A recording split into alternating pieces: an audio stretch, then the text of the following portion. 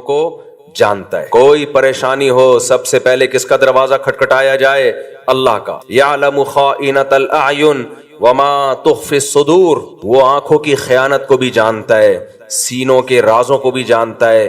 هو اعلم بکم اذ انتم اجنۃ فی بطون امہاتکم، جب تمہاری ماں تمہیں نہیں جانتی تھی، ماں کے پیٹ میں تھے تم، وہ اس وقت سے تمہیں جانتا ہے، تم سے محبت کرتا ہے ماں سے بھی 70 گنا زیادہ.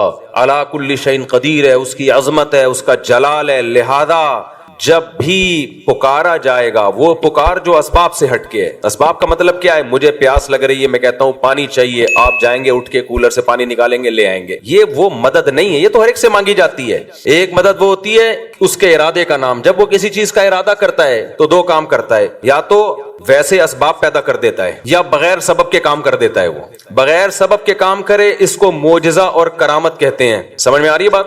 اس کو کیا کہتے ہیں؟ معجزہ اور کرامت. کوئی سبب نہیں ہے، کر دیا اس نے. جیسے بنی اسرائیل میں ایک بندہ مر گیا، قرآن سے پتہ چلتا ہے اور آسمانی کتابوں سے بھی. قاتل کا پتہ نہیں چل رہا تھا، بڑے پھڈے ہو رہے تھے، بے گناہ لوگوں پہ الزامات لگ رہے تھے. اللہ نے اس مقتول کو زندہ کیا، اس مقتول نے کھڑے ہو کے نام بتایا میرا قاتل یہ اللہ نے مدد کی سبب کے بغیر. یہ ہوتا ہے یہ معجزہ. کرامت بزرگوں کی ہوتی ہے اور معجزہ پیغمبروں کا. فرق صرف اتنا ہے کہ کرامت پر ایمان ضروری نہیں ہے جب تک کہ وہ قطعی دلیل سے ثابت نہ ہو. اگر قطعی دلیل کے بغیر ہے تو اگر آپ کو بیان کرنے والے پر اعتماد ہے تو مان لیں، بیان کرنے والے کے بارے میں آپ کا خیال ہے پھینک رہا ہے لمبی لمبی تو نہیں مانے آپ. لیکن معجزے کا انکار نہیں کر سکتے آپ. لیکن قرآن میں کچھ کرامتیں ایسی ہیں کہ ہیں وہ کرامت لیکن ماننی پڑیں گی، کیونکہ بیان کون کر رہا ہے؟ قرآن بیان کر رہا ہے. اسی طرح بیان کرنے والا قابل اعتماد ہے، آپ کو پتا ہے یہ جھوٹ نہیں بولے گا، پھر بھی آپ انکار کر رہے ہو تو یہ کرامت کا انکار نہیں ہے، پھر خدا کی قدرت کا انکار ہے. میں نے شہیدوں کے خون کی خوشبو خدا کی قسم اپنی ناک سے سونگھی ہے.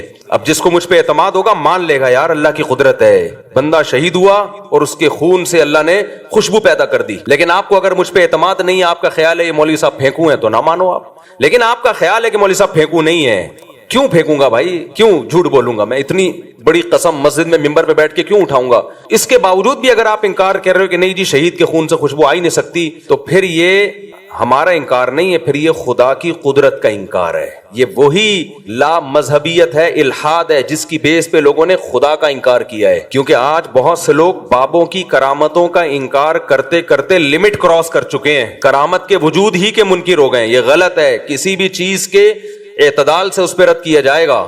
سمجھ میں آ رہی ہے کہ نہیں آ رہی بات؟ توحید یہ نہیں ہے کہ آپ کرامتوں کا انکار کرتے ہیں. توحید، کرامت کا وجود تو توحید کی بڑی دلیل ہے کہ یہ اللہ کی قدرت ہے. تو مدد اسباب سے ہٹ کے کون کرتا ہے؟ بولو اللہ.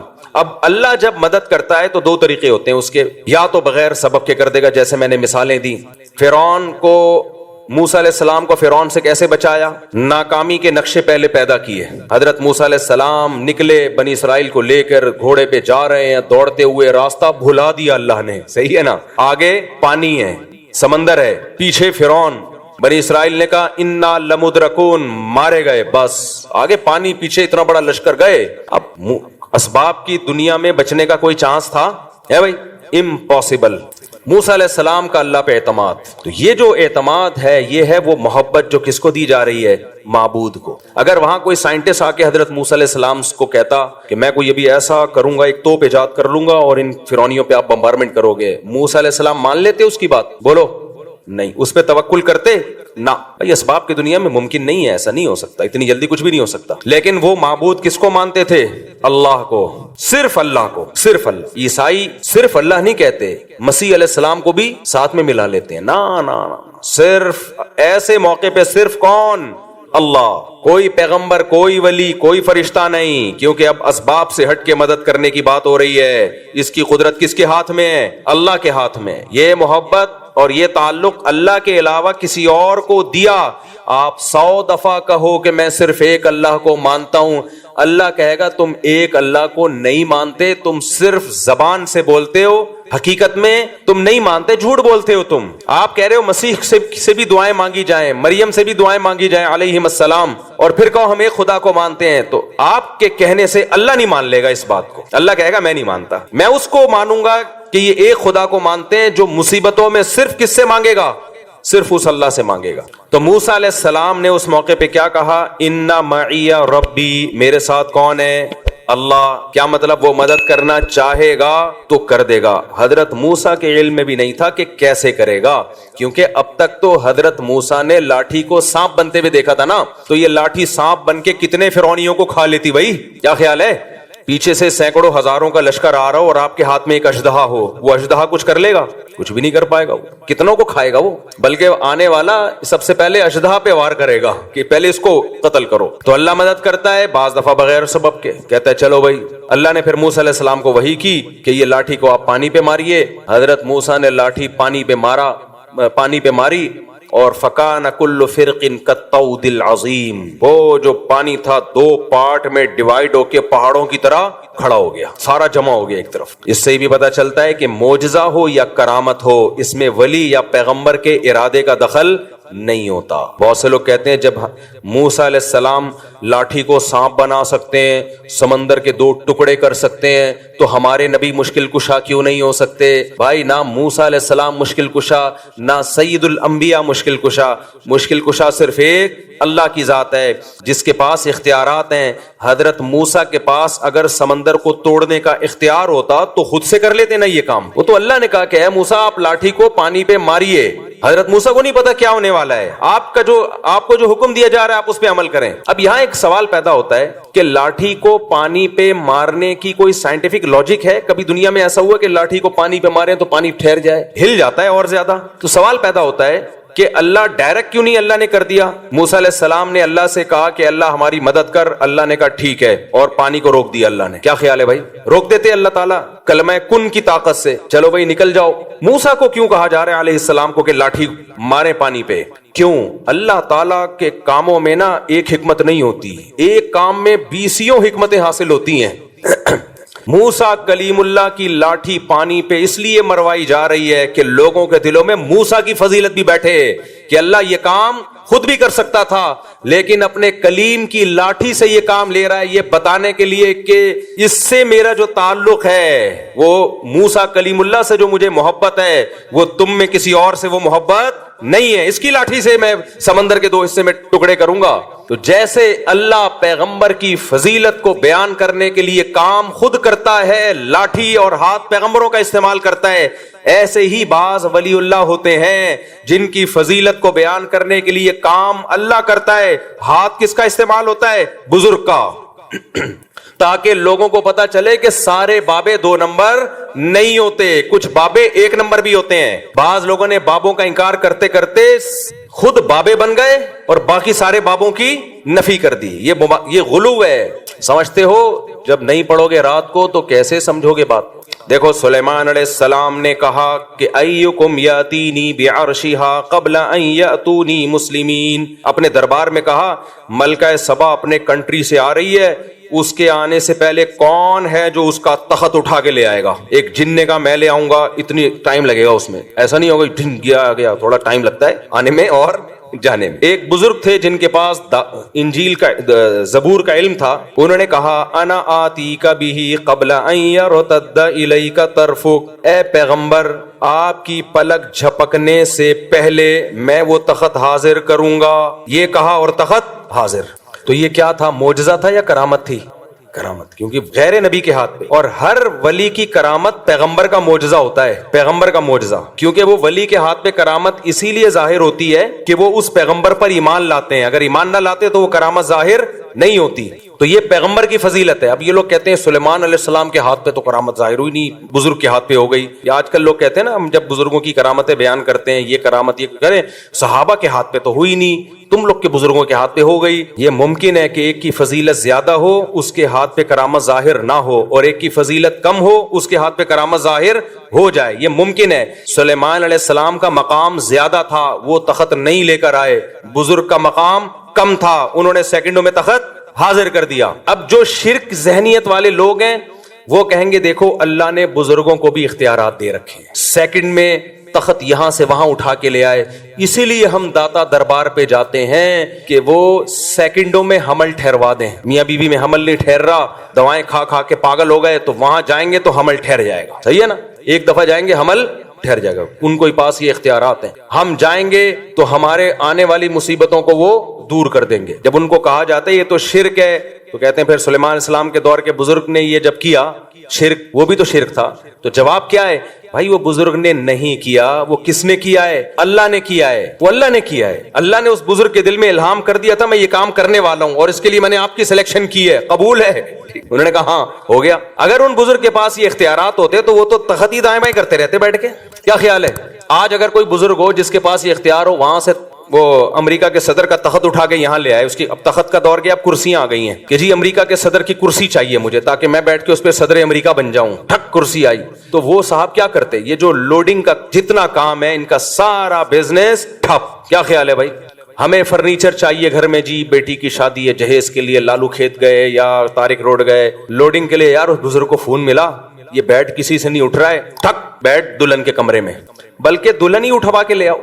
رخصتی کی ضرورت کیا ہے, گاڑی جائے گی پوں پوں پوں, وہ باجے بجیں گے, پھر جوتا چھپائی اور 20 قسم کے خرچے ہیں. بزرگ کو رابطہ کیا حضرت, دلہن کا ویٹ کافی زیادہ ہے اور گاڑی ابھی فوراً مل نہیں رہی ہے, اور ابا رخصتی کرنے میں تاخیر بہت کر رہے ہیں. اس کے ابا, ایسے بھی ابا ہوتے ہیں مارکیٹ میں. بزرگ کیا کرتے, بھائی میرے اتنے ریٹ ہیں اور میں صدقہ کروں گا کیونکہ میں بزرگ ہوں, وہ کھاؤں گا نہیں, میں مختلف علاقوں میں تعاون کروں گا, اتنے پیسے دے, ٹھک دلہن کہاں, آپ کے بیڈ پہ.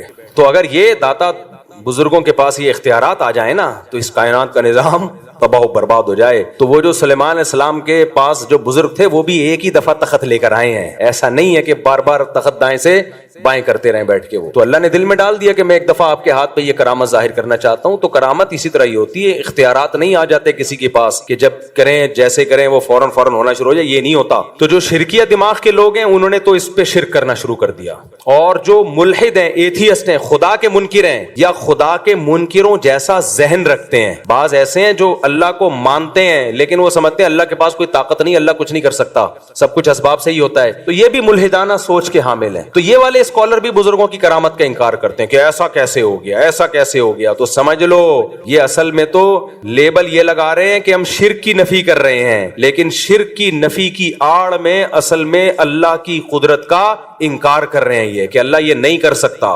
لہذا یہ ہر کہانی کو, ہر کرامت کو بولتے ہیں کہانیاں. ہر کرامت کو کیا بولتے ہیں, کہانیاں سنا رہا ہے. بھائی کچھ کرامت کے واقعات مستند ذریعے سے ہوتے ہیں. فضائل اعمال میں جو کرامت کے واقعات بیان کیے گئے ہیں وہ شیخ الحدیث مولانا زکریا نے خود بیان نہیں کیے, وہ جن لوگوں کی کتابوں سے بیان کیے ہیں وہ سارے مستند لوگ ہیں. ان میں بہت سے تو بخاری مسلم اور حدیث کی کتابوں کے راوی ہیں. اگر آپ ان کو جھوٹا قرار دو گے تو آپ کو حدیث پہ اعتماد ختم ہو جائے گا. تبھی یہ جتنے لوگ ہیں نا جو فضائل اعمال کی کرامتوں پہ اعتراض کرتے ہیں, یہ مولانا زکریا کو تو بولتے ہیں کہ انہوں نے کہانیاں سنائی ہیں. جس کتاب سے مولانا زکریا نے وہ کرامت کا واقعہ لیا ہوتا ہے اس کتاب کے مصنف کو کبھی نہیں کہتے کہ یہ جھوٹا ہے. نہیں آ رہی میرا خیال ہے بات. تبھی فضائل اعمال, فضائل صدقات کی کرامتوں کے واقعات پہ کوئی بھی اعتراض کرے نا تو فوراً بولو کہ ٹھیک ہے تو اپنی بات پہ قائم رہنا. جس کتاب سے انہوں نے کرامت لی ہے اصل میں تو اس کتاب کا مؤلف جھوٹا ہے نا, تو بول کہ اس کتاب کا مؤلف جھوٹا ہے. پھر جب وہ بولے تو پھر آپ بتاؤ کہ اس کتاب کا مؤلف کیا تھا, اس کی حیثیت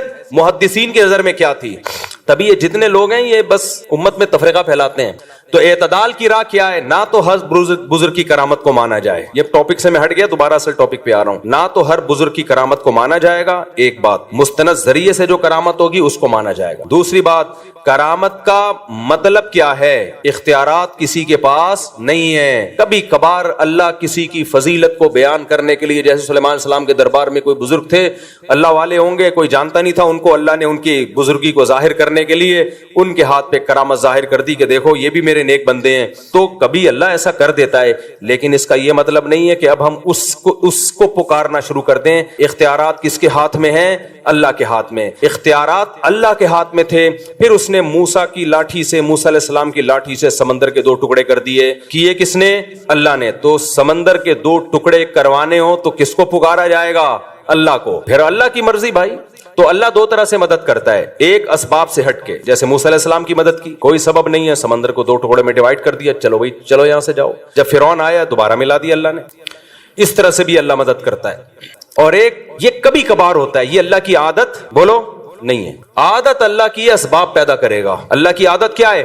مثال کے طور پر آپ کمارے چھڑے چھاٹ اللہ سے دعا مانگ رہے ہو میں بھی صاحب اولاد بن جاؤں, تو ایسا نہیں ہوگا آپ کو حمل ٹھہر جائے اور بچہ پیدا ہو جائے. نا. یا کوئی لڑکی دعا مانگ رہی ہے اللہ بغیر شوہر کے اولاد دے دے, اولاد دے دے. کوئی آ کے مولوی صاحب کہیں گے تیرا دماغ خراب ہے, شوہر کے بغیر اولاد نہیں ملتی. ہو کیا معاذ اللہ نقل کفر کہ حضرت مریم کو بھی تو بغیر شوہر کے مل گئی تھی. بھائی وہ ونس اپون اے ٹائم, کبھی اللہ ایسا کرتا ہے کہ اسباب کے بغیر مدد کر لیتا, ونس اپون اے ٹائم, ورنہ ایسا نہیں ہوتا. معجزے کرامات بہت کم ہوتے ہیں اور ان پر شرعی حکم کا مدار نہیں ہوتا. خوب سمجھ لو, شریعت جو ہمیں فیصلے کرنے کا حکم دیتی ہے وہ معجزوں اور کرامتوں کو دیکھ کے نہیں بلکہ گراؤنڈ ریئلٹی کو سامنے رکھ کے فیصلے کرنے کا حکم دیتی ہے. معجزے کرامت صرف اللہ اپنی قدرت بیان کرنے کے لیے کہ میں یہ بھی کر سکتا ہوں, اس کے زیادہ اس کی حیثیت نہیں ہے. مثال کے طور پر آپ فرار ہوئے, کسی ملک میں جنگ چھڑ گئی, آپ بھی مظلومن فرار ہوئے وہاں سے, اور آپ نے وہ والا راستہ اختیار کیا جہاں سمندر ہے. اب کوئی کہہ رہا ہے وہاں سمندر ہے, پاگل کہاں جائے گا, آگے نہیں ہے, ادھر سے انڈا موڑ سے لیفٹ سائڈ پہ مڑ جا, ادھر سے ہوتا ہوا گلشن اقبال سے ہوتا ہوا ٹھٹھا کی طرف نکل جا. وہ کہہ رہے نہیں میں کہاں جاؤں گا, سینڈ سپٹ اور ہاکس بے کی طرف جاؤں گا. کسی نے کہا وہاں آگے راستہ بند ہو رہا ہے. کہے گا تجھے اللہ کی قدرت پہ یقین نہیں ہے, موسیٰ علیہ السلام بھی تو اسی ٹریک پہ چلے تھے, آگے راستہ بند تھا, اس خدا نے اپنی قدرت دکھائی اور سمندر کو 2 حصوں میں تقسیم کر دیا. تو میں جب وہاں جاؤں گا آگے اللہ اپنی قدرت سے کشتیاں بھیج دے گا, اللہ اپنی قدرت سے سمندر کو پھاڑ دے گا. تو ہم کہیں گے تیرا دماغ ہو گیا ہے خراب, نہیں آئی میرا خیال ہے بات. ہم کیا کہیں گے, تیری کھوپڑی ہو گئی ہے آؤٹ. ہم کہیں گے بھائی موسیٰ علیہ السلام جان کر اس راستے پہ نہیں چلے تھے, بھول گئے تھے راستہ. چلے تو وہ اس ٹریک پہ تھے جو خشکی کا راستہ جاتا ہے, وہ راستہ ہی بھول گئے, بس اللہ نے اپنی قدرت دکھانی تھی. کہ نہیں تم اللہ کی قدرت کے منکر ہو, کیا اللہ سمندر کو 2 حصوں میں تقسیم نہیں کر سکتا؟ بھائی کر تو سکتا ہے, تو اللہ کرے گا, کر تو سکتا ہے, لیکن تجھے یہ کس نے کہا کہ کرے گا؟ ایک دفعہ مجھے یاد ہے کوئی مجھے مشورہ دے رہا تھا, کوئی ایسے بے احتیاطی والا مشورہ دے رہا تھا. میں نے کہا یار حالات ٹھیک نہیں ہے, اس طرح میرا جانا ایسے موقع پہ وہاں ٹھیک نہیں ہے, آج کل تھریٹس بہت ہیں, تھوڑا پرانی بات ہے, جان کا خطرہ ہے. اس نے کہا اللہ نے چاہا تو اللہ بچائے گا. میں نے کہا اگر اللہ نے نہیں چاہا تو تیرا باپ بچائے گا پھر؟ کہ نہیں اللہ نے چاہا تو اللہ بچا لے گا. یہ تو ہمیں پتا ہے اللہ نے چاہا تو بچائے گا, لیکن مجھے پتا ہے کہ اللہ چاہتا ہے کہ نہیں چاہتا. میں بلیچ پی رہا ہوں, اللہ نے چاہا تو اللہ بچا لے گا. مجھے پتا ہے یہاں فلاں جگہ پہ دہشت گردی ہے, قتل و غارت ہو رہے ہیں, نہیں جاؤ بھائی, وہاں پہ بم پھٹ رہے ہیں, حالات خراب ہیں, اللہ نے چاہا تو اللہ بچا لے گا. تو ٹھیک ہے, بہت سے لوگوں کو اللہ نے بچایا بھی ہے. اب کراچی کے جو حالات خراب چل رہے تھے, جگہ جگہ بم دھماکے ہو رہے تھے, بنارس لوگ جاتے تھے نا, وصیت کر کے جاتے تھے کہ میں بنارس جا رہا ہوں. بنارس والا ادھر آتا تھا, وصیت کر کے آتا تھا میں انڈا موڑ آ رہا ہوں. ایسی جنگ چل رہی تھی, لوگوں نے کہا ویزے لے کے جاؤ بھائی. تو کراچی کے حالات دیکھے ہیں نا, تو اس میں کہا جاتا تھا بھائی گھر سے باہر مت نکلو. نہیں جی اللہ بچائے گا, اللہ نے چاہا تو اللہ بچائے گا. یقیناً اللہ نے چاہا تو بچائے گا, لیکن اللہ چاہے گا کہ نہیں چاہ رہا ہے یہ ہمیں معلوم نہیں ہے. تو چاہتا ہے کہ اللہ چاہے کہ میں بچوں, لیکن اللہ بھی چاہتا ہے کہ تو جو چاہتا ہے وہ ہو. تو اس لیے معجزوں اور کرامتوں پر فیصلے نہیں کر سکتے آپ. اس کی ایک اور مثال, جب ایک شرعی حکم لوگوں کو بیان کیا جاتا ہے کہ بغاوت کے لیے یا جہاد کے لیے ضروری ہے کہ آپ کے پاس پراپر تیاری ہو, دشمن سے لڑنے کی طاقت ہو. اس طاقت کے بغیر آپ کو نہ جنگ کرنے کی اجازت ہے نہ مسلح بغاوت کی اجازت ہے. جب تک آپ کے پاس پاور نہیں ہے, سامنے ٹینک ہیں آپ کے پاس, اس کے مقابلے میں نہ ٹینک ہے نہ جہاز ہے, کچھ بھی نہیں ہے, تو آپ کیسے بغاوت کرو گے؟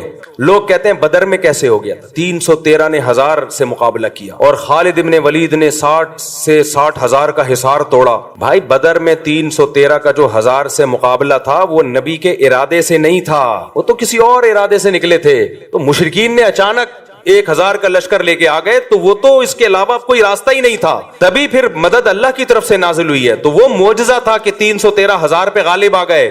نبی خود 313 کو لے کے مکہ پہ چڑھائی کے لیے کبھی بھی نہیں نکلے. نبی مکہ پہ چڑھائی کے لیے اپنے ارادے کے ساتھ اس وقت گئے ہیں جب 10,000 کا لشکر تیار ہوا ہے, پھر آپ نے مکہ پہ اٹیک کیا ہے. سمجھ میں آ رہی ہے بات کہ نہیں آ رہی ہے؟ دیکھو 13 سال مکہ میں آپ نے جہاد نہیں کیا. کچھ لوگ کہتے ہیں ایمان نہیں بنا تھا. نا اس وقت کا جو ایمان تھا وہ بعد میں اس لیول کا ایمان تو کبھی بن ہی نہیں سکتا, کیونکہ قرآن کہہ رہے جو ہجرت سے پہلے ایمان لے آئے نا ان کا ایمان سب سے تگڑا ہے. بلال حبشی کا ایمان رضی اللہ عنہ, ابو بکر کا ایمان, عمر بن خطاب کا ایمان, سیدنا علی کا ایمان, سیدنا عثمان کا ایمان, سیدنا عبداللہ بن مسعود کا ایمان.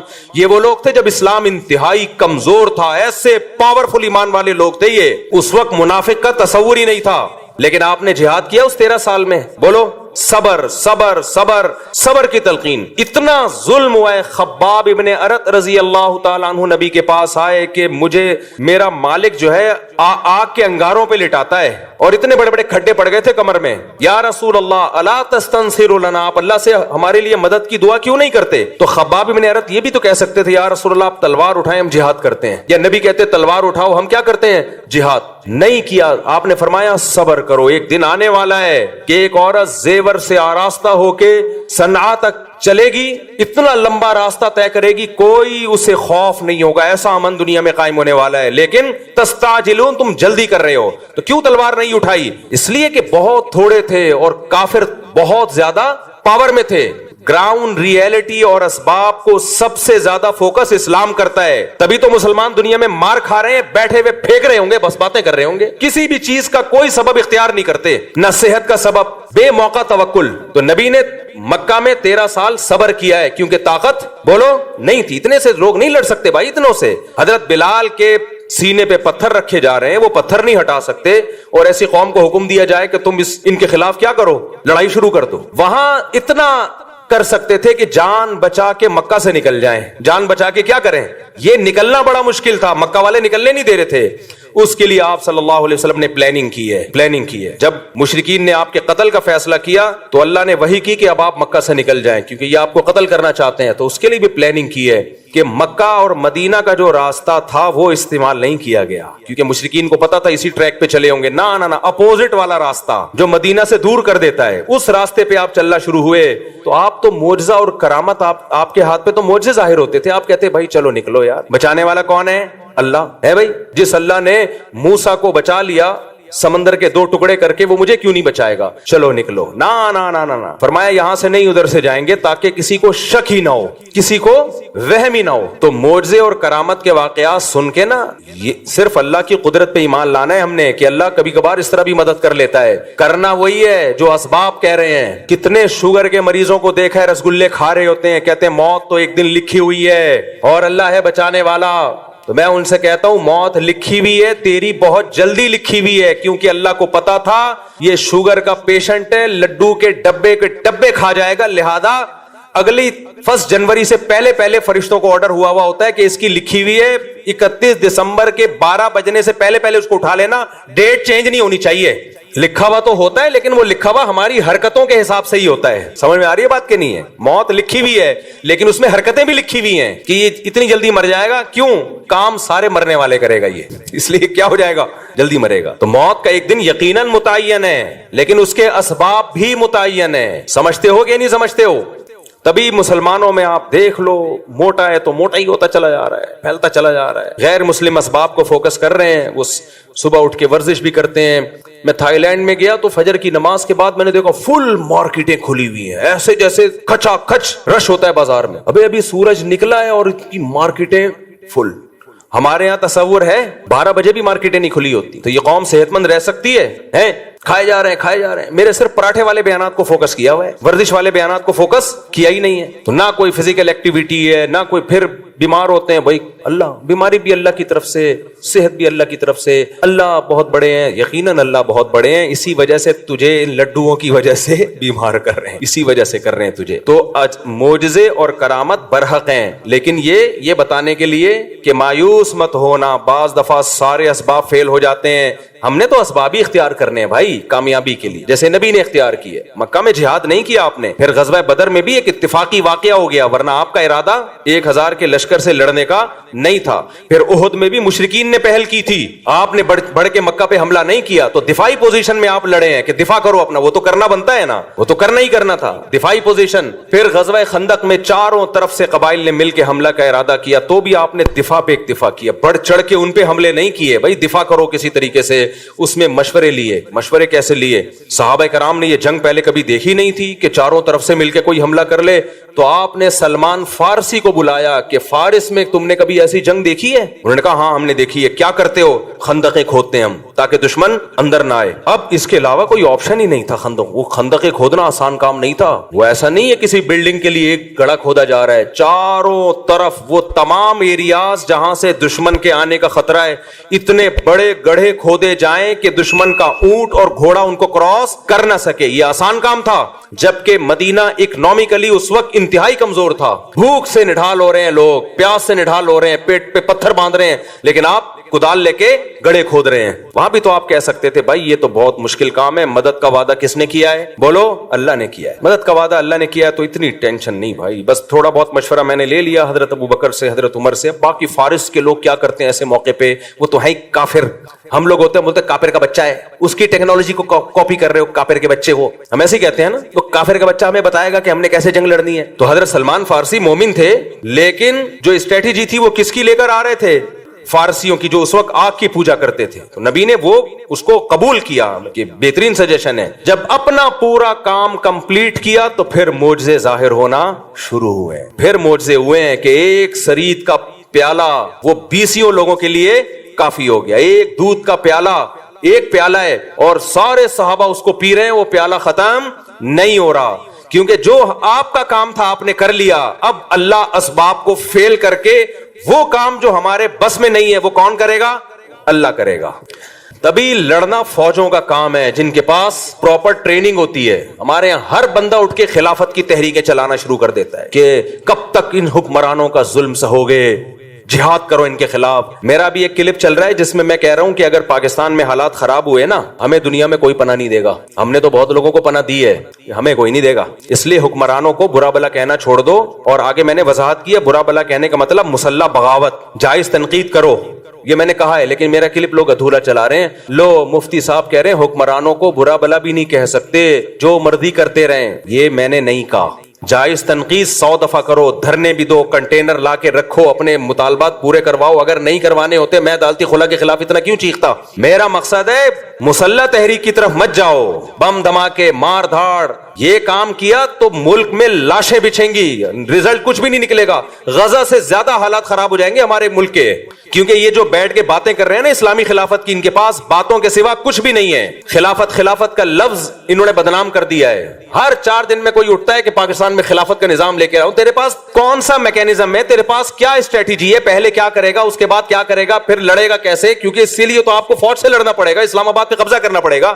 کیا کیسے کرے گا؟ کوئی جواب نہیں ہے. یونیورسٹیوں کے لڑکوں کو اور طلبہ کو ایک اندھیری گلی میں بند کر دیا. پھر ہوتا کیا ہے, ایجنسی والے ان کو اٹھاتے ہیں, پھر یہ مسنگ پرسن بنتے ہیں. اور یہ جتنے لیڈر خلافت کے نام پہ یہ دندناتے گھوم رہے ہوتے ہیں, ان کو کچھ بھی نہیں ہوتا. ایجنسیاں ان کو کچھ نہیں کہتی. ایجنسیاں کہتی ہیں ان کی دعوت پہ جتنے لوگ آ رہے ہیں نا ان کو کھڈے لین لگاتے جاؤ, ان کی چمڑیاں ادھیڑی جاتی ہیں, کوئی پوچھنے والا. تو ایسے جتنے بھی اسکالرز ہیں نا یونیورسٹیوں میں آج کل, یہ بہت اس طرح کے اسکالرز آ رہے ہیں کہ دیکھو یہ مولوی نظام کے خلاف نہیں کھڑے ہوتے. نظام کے خلاف کھڑے ہونے کا مطلب کیا ہے؟ مطلب پہلے واضح کرو, کیا مطلب کھڑے ہونے کا مطلب؟ اگر تم یہ کہہ رہے ہو توپیں گنے لے کے نکل جائیں, یہ نظام کے خلاف ہم نہیں کھڑے ہوں گے بھائی. اس سے نقصان ہوگا, ملک میں انارکی پھیلے گی, ملک کے ٹکڑے ہوں گے اور غیر مسلم طاقتوں کے ہاتھ میں یہ کنٹری چلا جائے گا. اس سے بدتر حالات ہو جائیں گے. اور اگر نظام کے خلاف کا مطلب ہی کہ احتجاج کرو, میڈیا پہ دھرنے دے کے 100 دفعہ کرو, کس نے منع کیا بھائی؟ کس نے منع کیا ہے؟ بنگلہ دیش والوں نے کیا نا احتجاج, کامیاب ہوئے وہ, تو کس نے منع کیا آپ کو احتجاج کرنے؟ یہاں تو بات خلافت سے شروع ہو رہی ہے. اور خلیفہ کون ہوگا آج تک نہیں ڈیفائن کر پائے یہ لوگ. وہ خلیفہ ہوتا ہے وہ بیچارہ اس قابل ہی نہیں ہوتا کہ اس کو کوئی عورت اپنا شوہر بنا لے, اور وہ ملک کا خلیفہ بننے نکلا ہوتا ہے. یہ یونیورسٹیوں میں بہت ہو رہا ہے آج کل. جائیں گے کچھ ٹھش پش انگلش ماری, اور پھر مولویوں کو برا بلا کہا کہ مولوی تو یہ کر رہے ہیں, مولوی تو تقریریں کر رہے ہیں, تو تصوف میں لگے ہوئے ہیں, تزکیہ میں لگے ہوئے ہیں, نظام کی تبدیلی. اور نظام کی تبدیلی کا مطلب پتہ ہے کیا ہوتا ہے ان کا؟ بغاوت. اب تو واضح لفظوں میں کہنا چھوڑ دیا, کیونکہ کچھ لوگوں کو ایجنسی نے اٹھا کے ان کے اگلے پچھلے گناہ معاف کیے پھر چھوڑ دیا, تو وہ بغاوت کا لفظ یوز نہیں کر رہے. اندر ان کے وہی جذبات ہیں, خلافت, نظام تبدیلی. ابے کیا مطلب نظام کی تبدیلی؟ ہمارے پاس ایک سوٹیبل پیکج ہے نظام کی تبدیلی کا. وہ پیکج کیا ہے بھائی؟ یونیورسٹیاں بناؤ, اسکول بناؤ, تعلیم کو فوکس کرو, تاکہ آپ کی چھت کے نیچے جب کوئی بندہ پڑھ کے فوج میں جائے گا, جب کوئی بیوروکریسی میں جائے گا, جب کوئی عدلیہ میں جائے گا, ماحول آپ اس کو دینی ماحول دو گے تو وہاں جا کے فیصلے بھی کیسے کرے گا؟ اچھے. اور اگر آپ ان شعبوں میں نہیں گئے تو پھر یہ تمام اہم ترین شعبے آپ نے اسلام دشمنوں کے لیے چھوڑ دیے ہیں. پھر فوج میں بھی اسلام دشمن لوگ جائیں گے, عدلیہ میں بھی اسلام دشمن لوگ جائیں گے, بیوروکریسی میں بھی اسلام دشمن لوگ جائیں گے. پھر فیصلے آپ کے خلاف ہوں گے اور آپ دھرنے دیتے رہو گے. یہ ایک سوٹیبل طریقہ ہے نظام کی تبدیلی کا. یہ طریقہ نہیں ہے کہ آپ اٹھے اور دھم دھم کر کے آپ نے اتنے بندے وہاں مار دیے, اتنے بندے وہاں مار دیے. اس سے کچھ بھی حاصل ہونے والا نہیں ہے. اور اگر حاصل ہوا تو آپ کو نہیں ہوگا, ان طاقتوں کو ہوگا جو آپ کو فیور کر رہی ہیں. سمجھ میں آ رہی ہے بات کہ نہیں آ رہی ہے؟ ان طاقتوں کو فائدہ ہوگا اس سے. اور ویسے بھی میں بار بار کہہ رہا ہوں, پاکستان میں حالات خراب ہوئے نا, مجھے اور آپ کو کوئی پڑوسی ملک ٹھکانہ نہیں دے گا. ہم نے ٹھکانہ دیا, وہ نہیں دیں گے ہمیں. لوگ کہتے ہیں ڈالر لے کے ٹھکانہ دیا تھا, تو آپ بھی تو ڈالر لے کے ہی ہمیں بھگا رہے ہو وہاں سے. اور ہم نے کتنے افغانی یہاں پہ جو ہمارے بھائی ہیں, کیا ڈالر لے کے ہم نے ان کو یہاں ٹھکانہ دیا ہے؟ کس نے ڈالر لیے بھائی؟ آج بھی گھوم رہے ہیں اور ہمیں خوشی ہے. زیرو سے کروڑ پتی بن گئے, ان کی جائیدادیں ہیں, پراپرٹیاں ہیں 100 دفعہ. ہمیں خوشی ہوتی ہے اس سے. مسلمان ہیں. ضیاء الحق کی تقریر آپ سنے جا کے, جب یہ افغان جہاد شروع ہوا تھا, اس نے کہا تھا, اس کے الفاظ مجھے پورے الفاظ یاد نہیں, اس نے کہا تھا افغانوں کے لیے ہمارا ملک کھلا ہوا ہے, آئے یہاں پہ دھڑا دھڑ آئے. آپ نے اس سارے احسانات کو 2 منٹ میں دھجیاں اڑا دی کہ تم نے تو ڈالر کے لیے کیا تھا. تو ہمیں کوئی بھی نہیں رکھے گا. اور معلومات جب تک اوتھینٹک معلومات نہ ہو نا, تبصرہ مت کیا کرو. اوتھینٹک معلومات یہی ہیں کہ تمہیں کوئی بھی نہیں رکھے گا. صحیح ہے, اس ذہن میں رکھ. نہ پڑوسی رکھیں گے, چاہے وہ اسلامی حکومت ہے, ہم سے اچھے ہوں گے, 100 دفعہ اچھے ہوں گے. ان کی بڑی قربانیاں ہیں, 100 دفعہ قربانیاں ہیں. ان کے شہیدوں کے خون سے خوشبوئیں آئی ہیں, 100 دفعہ آئی ہیں. لیکن مجھے اور آپ کو نہیں رکھے گا کوئی بھی, یہ ذہن میں رکھنا. اور صرف یہ نہیں کہ رکھیں گے نہیں, لتر مار کے باہر نکالیں گے. لتر مار کے بولیں گے دفعہ ہو یہاں سے. عزت سے بھی نہیں نکالیں گے, لتر مار مار کے نکالیں گے. ویسے ہی ملاقات کے سلسلے میں چلے گئے تو ٹھیک ہے, رہنے کے لیے گئے, لتر مار کے نکالیں گے. لتر مار کے. یقین نہیں آتا, جاؤ, چلے جاؤ. سمجھتے ہو؟ باقی ان کی قربانیوں کا کوئی انکار نہیں ہے. جو اسلام نافذ کیا اس کا کوئی انکار نہیں ہے, 100 دفعہ. اور سب ہمارے بھائی ہیں بھائی, کسی سے نفرت پھیلانا مقصد نہیں ہے. جتنے پڑوسی ملک ہیں ہم تو انڈیا سے دوستی کے قائل ہیں, جو خالصتاً کافر ملک ہے. بس صرف اتنی نالج دینا مقصد ہے کہ تمہیں کوئی رکھے گا نہیں. سمجھ رہے ہو؟ اور صرف نکالیں گے نہیں, لتر مار کے نکالیں گے. اس پہ لوگ اعتراض کر رہے ہیں میرے بیانات پہ. میں تو جو گراؤنڈ ریئلٹی وہ بیان کر رہا ہوں. باقی تو ہم تو دوستی کے قائل ہیں بھائی. اور جو بھی ہیں پڑوسی ملک کے ہمارے بھائی ہیں, 100 دفعہ آج بھی ہم ان کے لیے قربانی دینے کے لیے تیار ہیں, 100 دفعہ تیار ہیں. اس کو ہم سب سے بڑا جہاد سمجھتے ہیں. لیکن میں یہ بتا رہا ہوں کہ بس جو ظرف آپ کا ہے وہ ساری دنیا کے سب لوگوں کا نہیں, اس لیے اپنے ملک کی حفاظت کرو. آج ہم کسی کو پناہ بھی اس لیے دے رہے ہیں, دے بھی اس لیے رہے ہیں کہ ہمارے پاس ایک کنٹری ہے. نہیں ہوا ختم. بات کو میں سمیٹ کے ختم کرتا ہوں. تو اللہ 2 طرح سے مدد کرتا ہے انسانوں کی. بعض دفعہ اسباب کے بغیر, جیسے معجزے اور کرامات. لیکن اللہ کی عادت کیا ہے؟ اسباب پیدا کر دیتا ہے. کیا پیدا کر دیتا ہے بھائی؟ اسباب. ایسی جگہ سے اسباب پیدا کرتا ہے جہاں سے آپ کا گمان بھی نہیں ہوتا. تو پھر ملحد کہتا ہے یار یہ تو سبب سے ہو رہا ہے نا, یہ تو سبب سے ہو رہا ہے, یہ تو سبب سے ہو رہا ہے, یہ تو اللہ کہاں کر رہا ہے. بھائی وہ سبب پیدا کس نے کیا ہے؟ اللہ نے کیا ہے. وہ سبب پیدا کرنے والا کون ہے؟ اسلام جو دنیا میں آیا غالب آئے, وہ بھی تو اسباب سے آیا نا. وہ اسباب پیدا کس نے کیے؟ اللہ نے کیا. ایسی جگہ سے اللہ اسباب پیدا کرتے ہیں جہاں سے آپ کا گمان بھی نہیں ہوتا. اور بعض دفعہ اسباب فیل کون کرتا ہے؟ اللہ. آپ سمجھتے ہو بہت دولت آ گئی, بہت کچھ ہو گیا, آپ اللہ کو بھلا دیتے ہو. اللہ آپ سے دولت چھین لیتا ہے. چھینتا کیسے ہے؟ سبب پیدا کر دیتا. کوئی ایسی بیماری لگا دی, ساری دولت اس بیماری میں خرچ. جائیدادیں تقسیم ہونا, جائیدادیں بکنا شروع. ایسے لوگ ہم نے دیکھے ہیں, ایک بیماری ہوئی, علاج میں زیرو ہو گئے بالکل. کروڑوں روپے جو انہوں نے کمائے تھے ختم, بھیک مانگنے پہ آ گئے. حضرت حکیم اختر صاحب رحمہ اللہ تعالی ایک واقعہ بیان کیا کرتے تھے. ابھی بھی ان کا بیان انٹرنیٹ پہ پڑا ہوا ہے کہ گلشن اقبال میں ایک سیٹھ صاحب رہا کرتے تھے, ہر وقت مولویوں کی برائی, مولوی ایسے, مولوی ایسے. کچھ لوگوں کو پتہ نہیں, کوئی اللہ وافر میں کوئی بچپن میں کچھ الٹے سیدھے واقعات شاید ہو جاتے ہیں ان کے ساتھ کسی 2 نمبر مولوی کے, تو وہ ہر مولوی کو برا سمجھتے ہیں. بھائی ہر مولوی برا نہیں ہوتا یار. تو ان کو ٹھڑک ہو جاتی ہے, کوئی مولوی ایسے, مولوی ایسے, مولوی ایسے. ایک صاحب مجھے ملتا ہی مولوی ایسے, مولوی ایسے, مولوی ایسے, مولوی 2 نمبر. نے کہا کیا ہو گیا بھائی؟ پھر انہوں نے واقعہ سنایا کہ بچپن میں جو ان کے ساتھ ہوا تھا, کوئی قاری صاحب تھے, کوئی غلط ہو گیا. تو میں نے کہا یار ایک نے غلط کر لیا آپ کے ساتھ, جو 100% اس قاری کو چھتر لگاؤ سالے کو. لیکن یہ تھوڑی کہ سارے قاری ایسے یار, سارے مولوی ایسے. ایک ونس اپون اے ٹائم آپ کے ساتھ ہو گیا, اور آپ کو بھی تو چاہیے تھا نا کہ تھوڑا سا اتنا.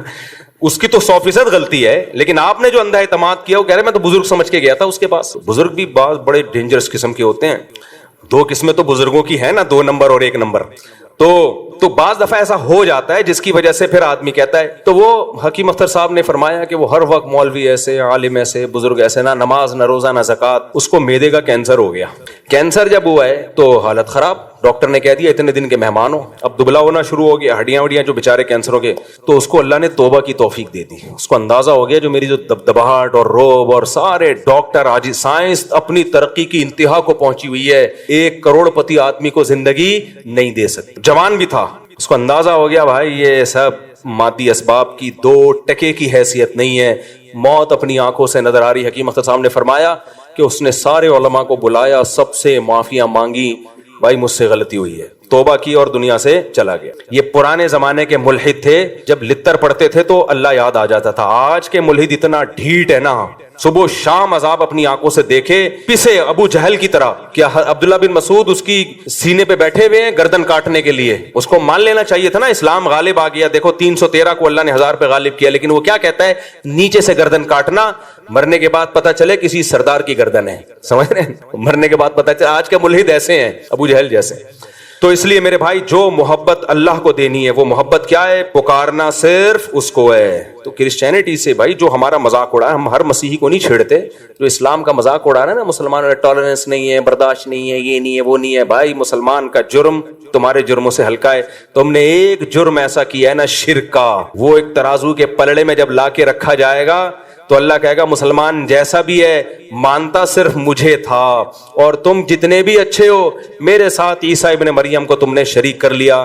تمہارا ایک جرم لاکھوں کلو کا ہے, صحیح ہے نا, اور مسلمانوں کے چھوٹے چھوٹے 20 جرم بھی اس جرم کا مقابلہ نہیں کر سکتے. اللہ دینے سے پہلے سوچو یہ قابل اعتماد مدرسہ ہے یا نہیں ہے. بہت دفعہ ایسا ہوتا ہے کہ آپ کو میں پیسہ کمانے کا طریقہ بتا رہا ہوں, غلط طریقہ. آپ اگر بے روزگار ہے نا, پاکستان میں بے روزگاری ایک بہت بڑا مسئلہ ہے, لیکن یہ مسئلہ میں آپ کا 2 منٹ میں کیا کر رہا ہوں, ختم کر. جہنم میں تو جاؤ گے لیکن مسئلہ بے روزگاری کا ختم ہو جائے گا. آپ نے کیا کرنا ہے, آپ نے ایک زمین خریدیں, وہ بھی چندے کے پیسوں سے, ٹھیک ہے نا, کہ بتائیں میں ایک مدرسہ کھولنا چاہتا ہوں. اس سے پہلے آپ کو داڑھی رکھیں, آپ داڑھی, کیونکہ لوگ پھر اس پہ زیادہ اعتماد, اور پگڑی باندھیں. مولانا طارق جمیل صاحب کے ساتھ 6 سیلفیاں, مفتی طارق مسعود صاحب کے ساتھ 7 سیلفیاں. مفتی صاحب کے پاؤں دبائیں, میرے پاؤں دبائیں, سر میں مالش کر کے چپکے سے ویڈیو بنائیں کہ دیکھو میں مفتی صاحب کی خدمت کر رہا ہوں, میں گلے مل رہا ہوں, ویڈیو بنائیں. مولانا طارق جمیل صاحب کو ہدیہ دیتے ہوئے ویڈیو بنائیں, ٹھیک ہے. ایک بیان ان سے اپنے حق میں کروا لیں گے, بہت اچھا ہے, آدمی بیان تو کر ہی دیتا ہے نا, میرے پاس بھی کوئی آئے گا اچھا ہی لگ رہا ہے بھائی, اچھا ہے ماشاءاللہ. چند چیزیں اس طرح, ڈاکٹر ذاکر نائک سے ملاقات ہو جائے تو سبحان اللہ, ایک آدھ سیلفی وہاں سے لے لی آپ نے. اور پھر آپ نے کیا کیا ہے, 1-2 دفعہ غریب کو گلے ملتے ہوئے رو لیں, پیاز کاٹ کے جائیں, آنسو پہلے نکلیں گے, ایک دم رو کے ایک تصویر بنا لیں, غریب کو مل کے رو رہے ہیں. بہترین, خدا کی قسم ایسا طریقہ ہے نا, تم نوٹ تمہارے پاس نا رکھنے کی فرصت نہیں ہوگی, یار کدھر رکھوں, تھیلے بھر گئے سارے. اس کے بعد آپ نے کیا کرنا ہے, آپ نے اناؤنس کرنا ہے میں ایک مدرسہ بنا رہا ہوں, یتیم خانہ کھول رہا ہوں.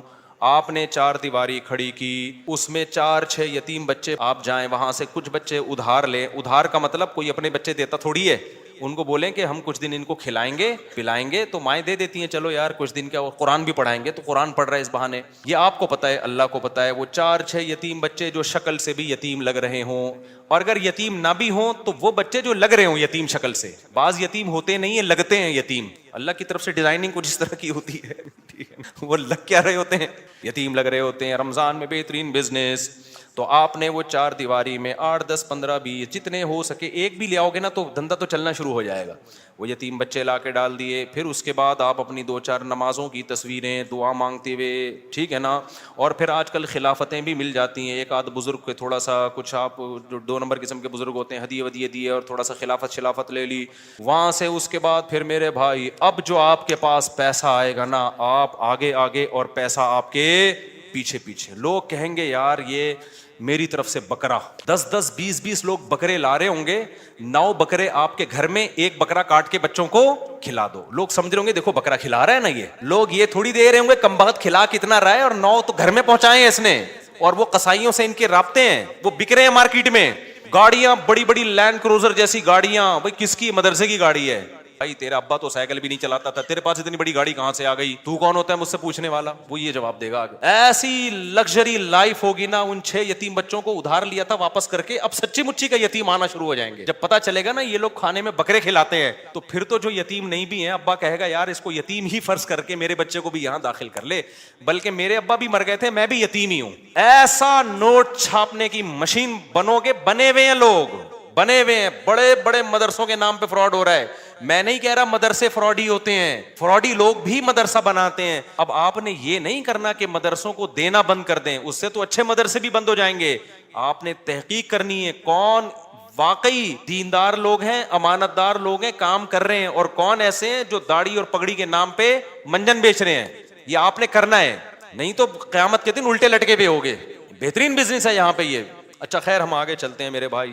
تو اب کیا تھا کہ حضرت ابو سعید خدری رضی اللہ تعالیٰ عنہ کو نبی نے کیا فرمایا. میں یہ عرض کر رہا تھا کہ آخرت ہوگی نا تو غیرت ہوتی ہے. یہ بہت بڑی اللہ کی نعمت ہے کہ آپ کا ہاتھ اللہ کے سوا کسی کے سامنے نہ اٹھے. اللہ سے مانگا کرو, یہ اسباب بھی اختیار کرو پیسہ کمانے کے, کیونکہ جو اسباب اختیار نہیں کرتا اللہ اس کی مدد نہیں کرتا. اگر گھر میں پڑے ہوئے ہو, محنت نہیں کر رہے اور کہہ رہے ہو کہ بس اللہ ہی دے گا, تو پھر اللہ آپ کو بھکاری بنائے گا. یہ یاد رکھنا. آپ نے کیا کرنا ہے, اپنی پوری کوشش کرنی ہے پیسہ کمانے کی, دماغ لگانا ہے. کیوں؟ رزق حلال عین عبادت ہے. الکاسب حبیب اللہ, محنت کر کے کھانے والا وہ اللہ کا دوست ہے. تو اب کیا ہے, ہمارے نبی نے حضرت ابو سعید خدری سے فرمایا کہ من یستعفف یعفہ اللہ. کیا مطلب؟ جو اپنے آپ کو رسوا ہونے سے بچانا چاہتا ہے, عفت کا مطلب رسوا ہونے سے بچانا, دامن داغدار نہ ہو, ذلیل ہونے سے بچانا چاہتا ہے.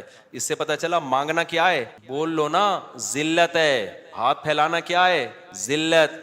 جو چاہتا ہے کہ میں ذلیل نہ ہوں, ہمیں تو پتہ ہی نہیں کہ یہ ذلت ہے. ہم تو سمجھتے ہیں میں اتنا چونا لگاتا ہوں بندے سے 2 منٹ میں اتنے پیسے نکلوا لیتا ہوں, یہ میرا کمال ہے. ایک چور کو پکڑا نا, کورٹ میں لے کر گئے, عدالت نے کہا یار تم نے اتنی خوبصورتی سے چوری کی, کسی کو پتہ ہی نہیں چلا. چور کہتا ہے شکریہ سر, آپ نے میری اتنی تعریف کی, اتنا زبردست چور ہوں میں. جج نے کہا کم بخت میں تیری تعریف نہیں کر رہا, تیری برائی کر رہا ہوں. تو نبی نے فرمایا من یستعفف یعفہ اللہ, جو اپنے آپ کو رسوا ہونے سے بچانا چاہتا ہے اللہ اسے رسوائی سے بچاتا ہے. اب سوال پیدا ہوتا ہے کہ رسوائی سے تو بچ جائیں گے, لیکن ٹینشن تو ہے نا, فاقے تو پڑ رہے ہیں, مصیبت تو ہے. اگلا جملہ نبی نے فرمایا وَمَن يَتَصَبَّرْ, جو اللہ سے صبر مانگتا ہے, يُصَبِّرْهُ اللَّهُ, اللہ اسے صابر بھی بنا دیتا ہے. اس ٹینشن میں اللہ سے مانگو صبر, تو اللہ کیا کرے گا, صبر دے دے گا. جیسے موسیٰ علیہ السلام کی ماں نے جب حضرت موسیٰ کو صندوق میں رکھا نا بچے کو, تو فرعون نے پکڑ لیا اس بچے کو. اب قرآن کہہ رہا ہے موسیٰ کی ماں دل برداشتہ ہو گئی, میرا بچہ کس کی گود میں چلا گیا ہے,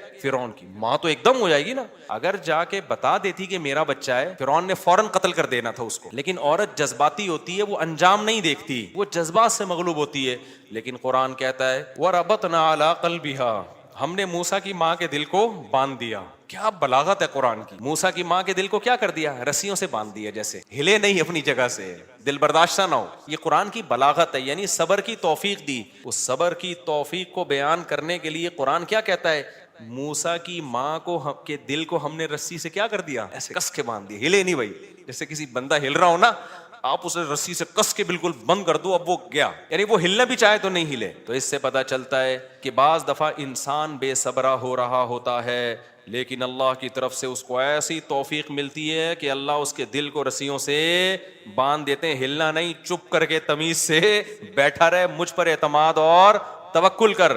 اسی لیے قرآن میں نبی کو اللہ نے فرمایا وما صبرک الا باللہ, اے نبی آپ صبر کریں, لیکن آپ کا صبر اللہ کی توفیق کے بغیر نہیں ہوگا. یہ صبر بھی آپ نے اللہ سے مانگنا ہے. تو نبی نے فرمایا جو صبر کرنا چاہتا ہے اللہ اس کو صبر کی توفیق دیتا ہے. آج ڈپریشن اس لیے بڑھ رہی ہے کہ صبر کرنا چاہتے ہی نہیں ہے. جو ٹینشن آئی, جو مصیبت آئی, بس نکال دو فوراً جا کے. جو پہلے آ گیا نا وہ پٹتا ہے. آپ جب غصے میں بیٹھے ہو تو جو شروع میں آ گیا نا وہ اس کا کیا ہو گیا, بیڑا غرق ہو گیا. اس کے بعد حدیث دیکھو, حضرت ابو سعید خدری واپس چلے گئے. کیوں؟ نہ ماں نے کوئی اعتراض کیا, نہ 10 سال کے بچے نے کوئی اعتراض کیا. کیوں؟ لیڈر کو دیکھ رہے تھے کہ لیڈر ہم سے زیادہ قربانی دے رہے, اور آپ کی صداقت پہ یقین تھا. حدیث میں آتا ہے کہ حضرت ابو سعید خدری نے زندگی بھر کسی سے نہیں مانگا, یہاں تک کہ اپنا کوڑا بھی گرتا تھا نا اونٹ سے تو نیچے اتر کے اٹھاتے تھے, وہ کوڑا بھی نہیں مانگتے تھے کسی سے. حالانکہ یہ تو ٹھیک ہے کوئی کوڑا دے دو مجھے, میرا کوڑا, لیکن نہ بٹ نہیں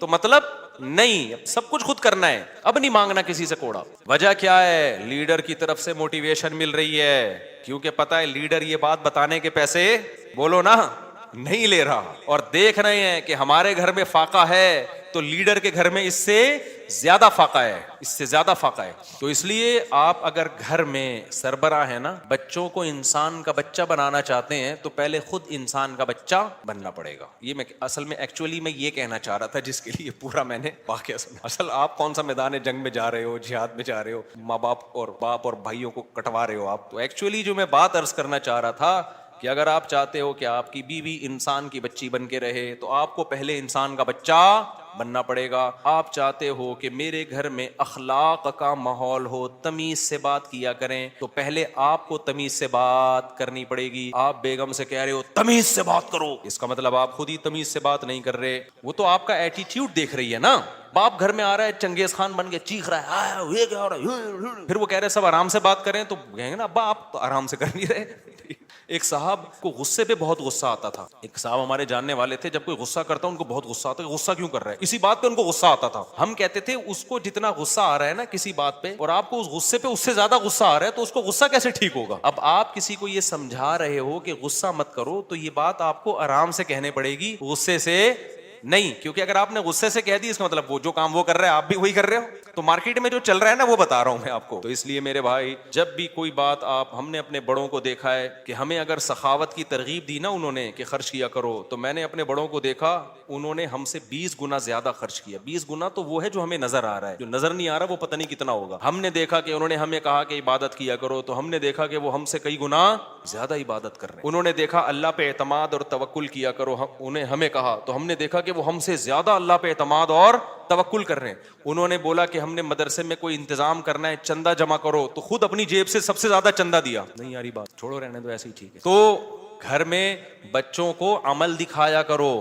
آپ اگر اپنے بیٹوں کو سمجھاتے ہو کہ بہنوں کے ساتھ اچھا سلوک کرو, یہ اس زمانے کی بات ہے جب گھر میں بچے بچیاں ہوا کرتے تھے. اب تو ایک آدھ ہوتا ہے, تو وہ سارا سیٹ اپ ہی برباد ہو. پہلے یہ ہوتا تھا 7-8 بہن بھائی ہیں, تو ماں باپ بھائیوں کو حکم دیتے تھے بیٹوں کو کہ بھی بیٹیوں کا بھی خیال کرنا. اب تو ٹیاں ہے ہی نہیں, ٹی رہ گئی ہے, بیٹیاں نہیں ہوتی. ایک آدھ بیٹی ہوتی وہ خود ہی اپنا خیال رکھ لے گی, اس کے لیے آپ کو نہ وصیتیں کرنے کی ضرورت نہ تکلف کی. یہ ان لوگوں کی بات کر رہا ہوں جن کے ہاں بچے ہوتے ہیں, خاندان ہوتے ہیں, چاچے مامے خاندان گھر آباد ہوتے ہیں, تو ان کے لیے خصوصی پیکیج ابھی میں پیش کر رہا ہوں کہ جب وہ اپنے بیٹوں کو سمجھائیں کہ اپنی بیٹیوں کا خیال کرنا, تو کیا مطلب بھائیوں کو سمجھا رہے ہیں بہنوں کا, تو پھر آپ نے ان کے سامنے اپنی بہنوں کا خیال کر کے دکھانا ہے. اپنی بہنوں کو دعوت دو, ان کو ہدیے دو, ان کو پیسے دو, بچوں کو پتا چلے ہمارا ابا اپنی بہنوں کا اتنا خیال کرتا تھا, تو ہمیں بھی ابا کے جانے کے بعد اپنی بہنوں کا خیال کرنا ہے. ان کو پتا ہے ابا کے پاس نصیحتوں کے علاوہ کچھ بھی نہیں ہے, ٹھیک ہے. پوری تقریر ابا کی 1 گھنٹے کی ہوتی ہے, لیکن ابا کی جب بہنیں آتی ہیں تو ابا 5 روپے بھی خرچ کرنے کے لیے تیار نہیں ہے. بچوں کو آپ نے کہا کہ دیکھو بیٹا, تمہارے بھائیوں میں کوئی غریب ہو جائے, بھائیوں میں پہلے ہوتے تھے, اب بھائی نہیں, ایک آدھ بچہ ہی بس, سارا برباد ہوگا. مجھے تو اتنا غصہ آتا ہے نا, پکڑ کے چترول لگانا شروع کر دوں کہ تم لوگوں نے فیملی پلاننگ والوں کی باتوں میں آ کے کیسا بیڑا غرق کباڑا کر دیا اپنے گھروں کا یار, سارا فیملی سسٹم تباہ کر دیا. اس کے لیے شادی کرنے کی ضرورت ہی نہیں تھی تم لوگوں کا یار. شادی تو ہوتی بچے پیدا کرنے کے لیے, ایسے ہی تھوڑے دن رہ گئے تھے زندگی گزار لیتے. ٹینشن, بیگم کی ٹینشن کی بھی کیا ضرورت ہے, اور اگر ٹینشن لے لیے تو ایک آدھ بچے ایک سے زیادہ, تو پھر اس کی ٹینشن ہوتی ہے. بچوں کی وجہ سے تو بیوی کو پال رہا ہوتا ہے آدمی. خیر اب یہ باتیں پھر خواتین ناراض ہوتی ہیں, ویسے بھی پالتا ہے, ایسا نہیں ہے صرف بچوں کی وجہ سے, تو بلکہ پالتا کہاں ہے, خود پلتی ہیں. تو میرے بھائی میں یہ عرض کر رہا تھا کہ آپ نے بیٹوں کو سمجھانا ہے کہ اگر تمہارے بھائیوں میں سے کوئی غریب ہو جائے, تو جس بھائی کو اللہ پیسہ دے گا اس نے اپنے غریب بھائیوں کا خیال کرنا ہے. یہ تقریر جب سمجھ میں آئے گی جب بچے دیکھیں گے ہمارے ابا ہمارے چاچا اور تایا کا خیال رکھتے ہیں. نہیں یار, آپ کے بھائیوں میں کوئی غریب ہو جائے نا, ایسا نہ کرو کہ وہ آ کے آپ سے بھیک مانگے, یار اللہ کے نام پہ کچھ دے دے, تو گاڑیوں میں گھوم رہا ہے, کچھ ہمیں بھی دے دے. آپ نے پہلے سے ہی ان کو دینا شروع کر دینا, ان کا حصہ ہے. وفی اموالہم حق للسائل والمحروم وآت ذی القربى حقہ. اللہ کہتے ہیں رشتہ داروں کو ان کا حق دو. تو رشتہ داروں میں تو بھائی بہن سب سے پہلے ہیں بھائی. اللہ کہہ رہی ہے ان کا رائٹ ہے, ان کا حق ہے.